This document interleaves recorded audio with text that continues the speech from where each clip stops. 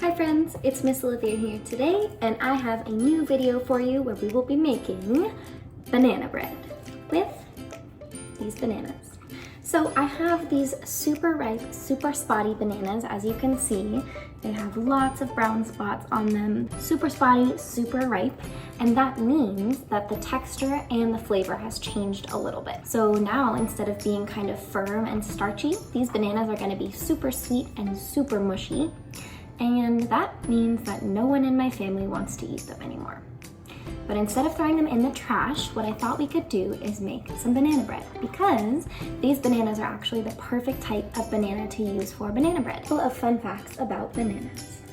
If you have had a Go Grow Glow lesson with me, you would know that bananas are a glow food, which basically just means it makes the inside of your body super healthy so that you look really healthy on the outside. If you have had the Eat the Rainbow lesson with me, then you know that since bananas are yellow, they help the blood travel through your body and keep you super healthy. Bananas have a lot of a vitamin called potassium.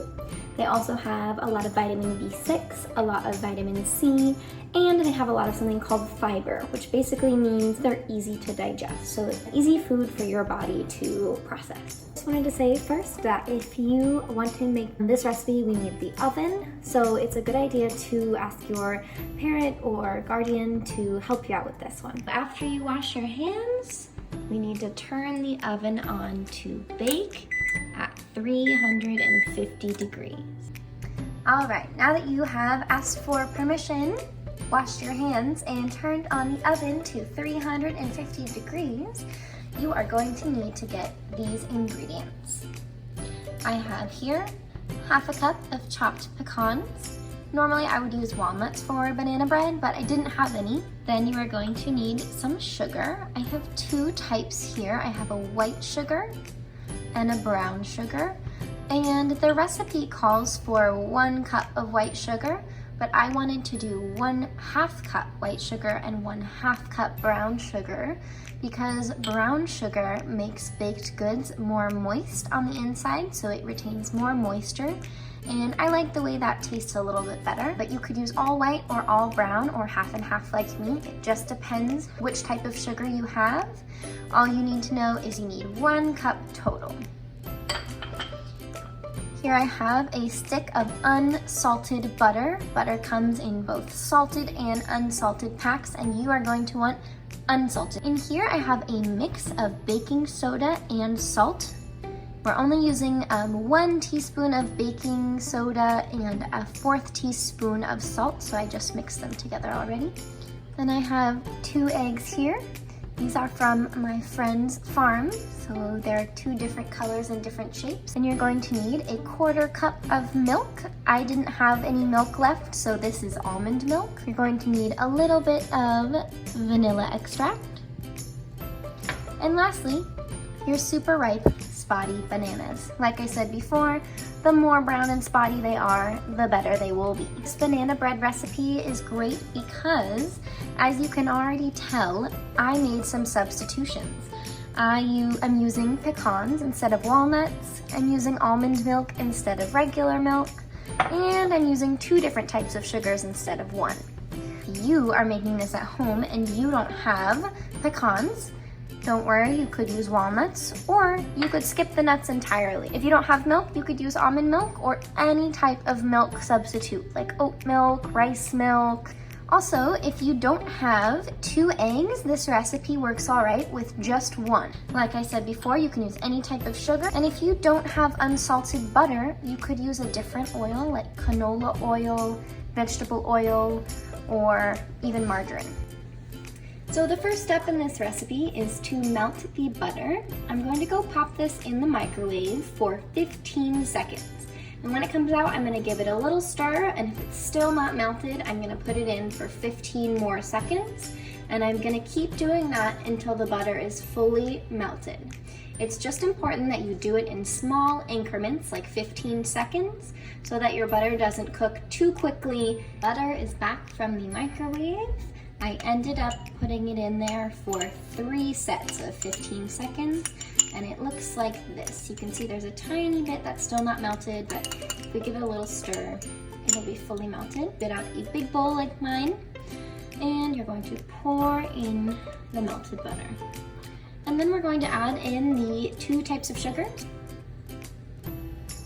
You can see already how the white sugar is super fine and loose, and the brown sugar, it already has more moisture. That's why it's sticking together. Next, I'm going to get out a whisk that I have right here, and we're just going to whisk it all together.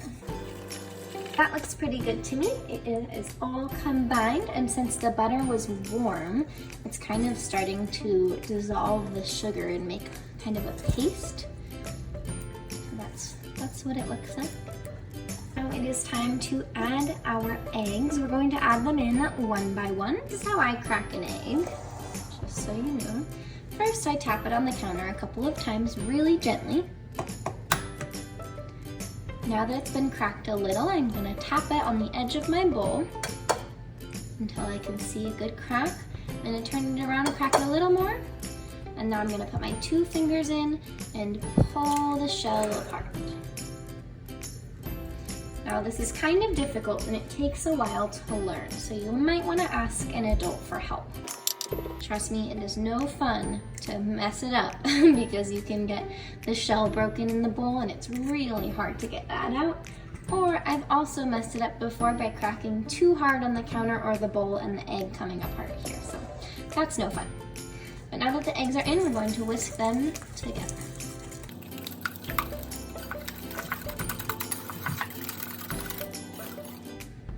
Alright, now it should look like this. As you can see, the texture has changed and it's really gooey now. The next thing we're going to add is the milk and the vanilla. So grab your milk or almond milk or oat milk or whatever type of milk you have.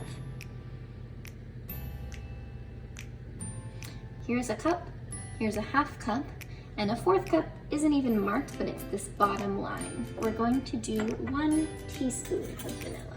1 teaspoon.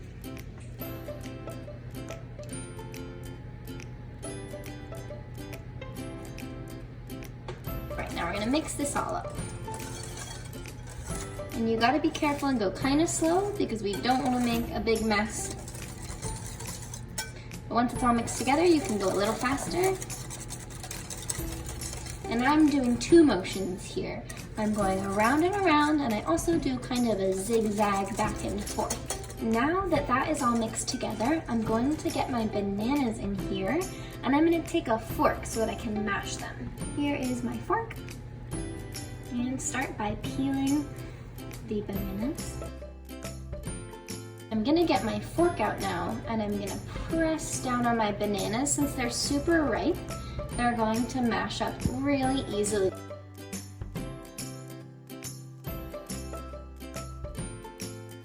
Alright, you guys, it took me a second to get those all mashed up in here, but now I have them pretty well mashed up.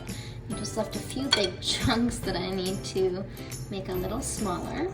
The good thing is, you can do this the way you like it. So if you think banana bread would taste good with some whole banana chunks in there, then you can leave your pieces a little bit bigger. But I am not the biggest fan of bananas, so I'm gonna try and get pretty much all the chunks out so that I don't have to bite into a chunk of banana. And just the tip about mashing the banana, I'm using the side of the bowl and the fork. So now what we're going to do is add our flour, the baking soda, and the salt. So I have my flour right here. I'm just gonna sprinkle that in. If you don't have regular, this is just regular all-purpose white flour. If you don't have that, you could use any other type of flour. Like I said, you can pretty much substitute all of the ingredients in here. So if you have whole wheat flour or bread flour, rice flour, oat flour, almond flour, whatever you have on hand will work. And then here's that baking soda and salt. I'm gonna take my fork again, but you could take your whisk or you could take a spatula. Fold the batter on top of the dry ingredients. We have our wet ingredients and our dry ingredients. And I'm gonna do these kind of slow folding motions. You can see I'm not mixing it super fast like this because that's gonna make the flour fly everywhere. So I'm using slow circular motions to get the the wet ingredients on the bottom to cover the dry ingredients on the top. And you should scrape down the sides too, because sometimes the flour sticks to the sides.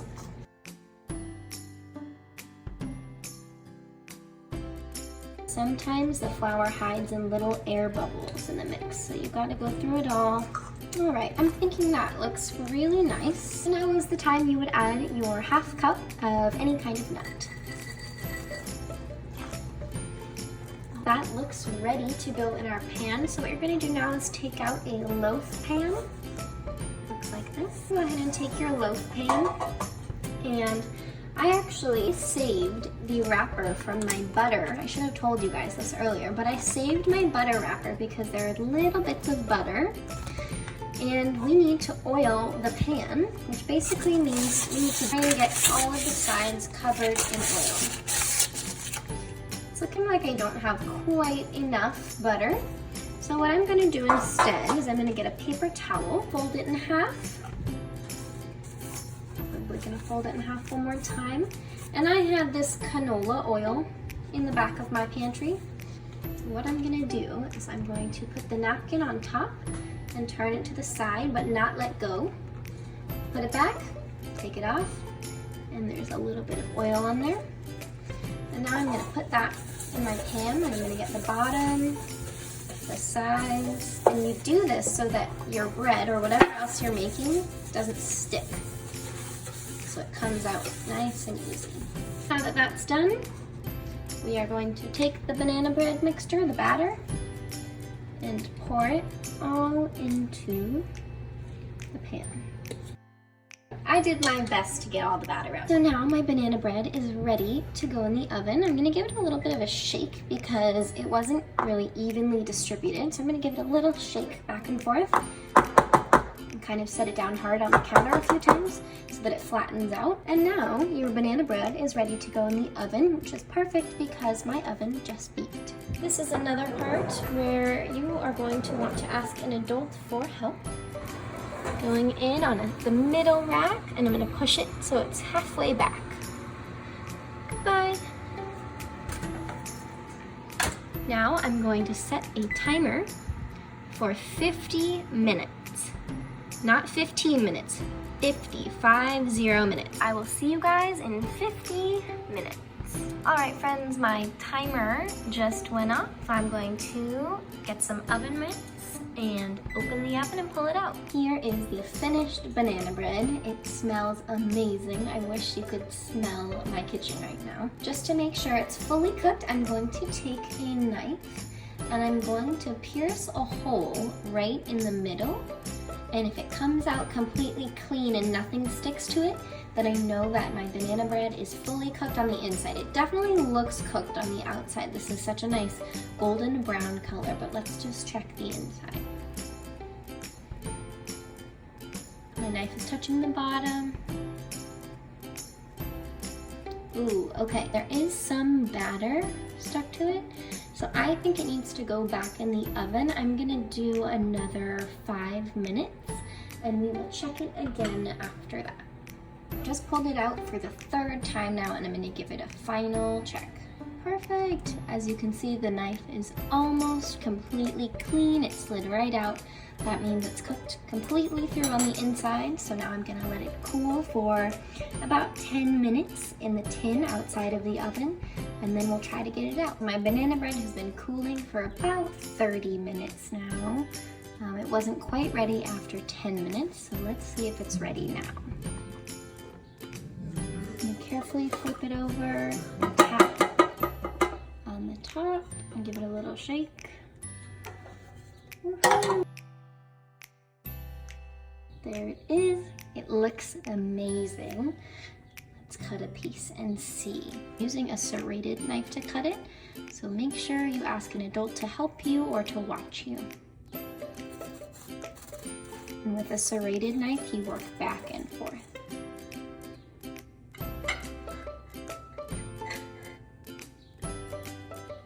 Perfect. There is our banana bread.